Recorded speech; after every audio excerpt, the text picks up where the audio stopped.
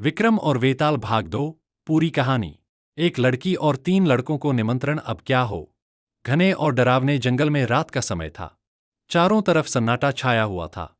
हवा की सरसराहट और पेड़ों की खड़खड़ाहट माहौल को और भी भयावह बना रही थी। राजा विक्रमादित्य एक बार फिर उस पुराने पेड़ के पास पहुंचे जहां वेताल उल्टा लटका हुआ था। वे बिना डरे पेड़ पर चढ़े और वेताल को अपने कंधे पर उठाकर चल पड़े।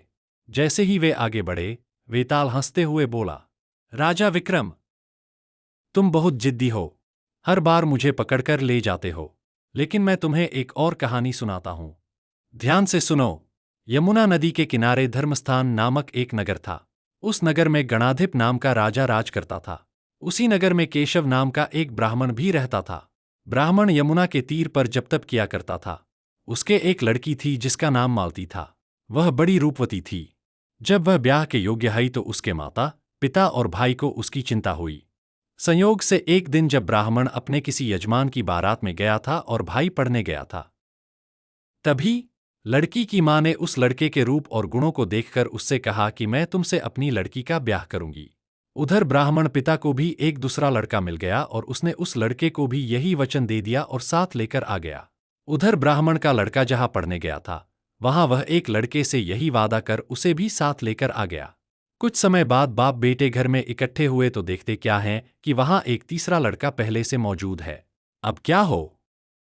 ब्राह्मण और उसका लड़का बड़े सोच में पड़े गए। दैवयोग से उस लड़की को सांप ने काट लिया और वह मर गई। उसके बाप भाई और तीनों लड़कों ने बड़ी भागदौड़ की। जहर झाड़ने वालों को बुलाया, पर कोई नतीजा नहीं निकला।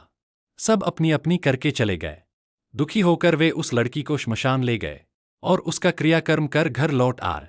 लेकिन उन तीनों लड़कों में से एक ने तो उसकी हड्डियां को चुन लिया और फकीर बनकर जंगल को चला गया। दूसरे ने राख की गठरी बांधी और वहीं झोपड़ी डालकर रहने लगा। तीसरा योगी बनकर देश देश घूमने लगा। एक दिन की बात है, योगी घूमते फिरते किसी नगर में पहुंचा और एक ब्राह्मणी के घर भोजन करने बैठा। जैसे ही उस घर की ब्राह्मणी भोजन परोसने आई कि उसके छोटे लड़के ने उसका आंचल पकड़ लिया और आंचल को नहीं छोड़ा। ब्राह्मणी को बड़ा गुस्सा आया। उसने गुस्से में बालक जलाकर राख कर दिया। ब्राह्मण ने बालक को मंत्र उच्चारण कर पुनः जीवित कर दिया। यह देखकर योगी सोचने लगा कि अगर यह पोथी मेरे हाथ लग जाए तो मैं भी उस लड़की को फिर से जिंदा कर सकता हूं।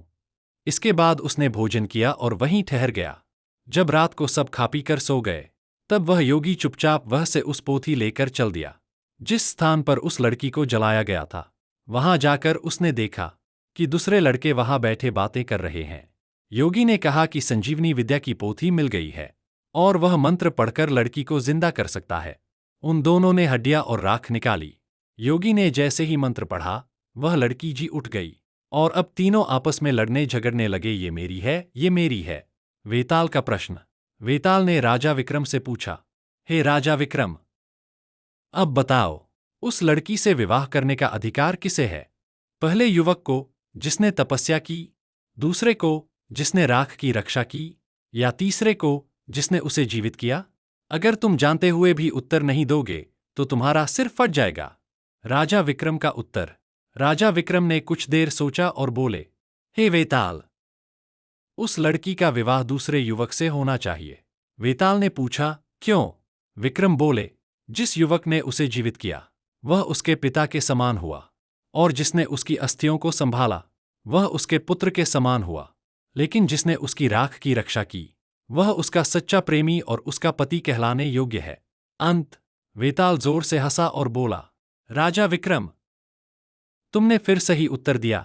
इतना कहकर वेताल उड़कर फिर उसी पेड़ पर जा लटका। राजा विक्रम बिना हार माने फिर से उसे पकड़ने के लिए वापस लौट पड़े। सीख, मोरल। सच्चा प्रेम वही होता है जो बिना स्वार्थ के किसी की रक्षा करे और साथ निभाए। अगर कहानी अच्छी लगी हो तो लाइक, कमेंट और शेयर करें, और कोई गलती हो तो उसे कमेंट में लिखे, जिससे वक्त रहे उसे सुधारा जा सके। और क्या सुधार किया जाए सुझाव दे। ऐसी कहानियों के लिए चैनल को सब्सक्राइब करें। जिन्होंने कहानी को पढ़ा सुना सबका धन्यवाद। विक्रम वेताल का तीसरा भाग जल्दी प्रस्तुत किया जाएगा। तब तक के लिए आज्ञा दे। जय हिंद, वंदे मातरम।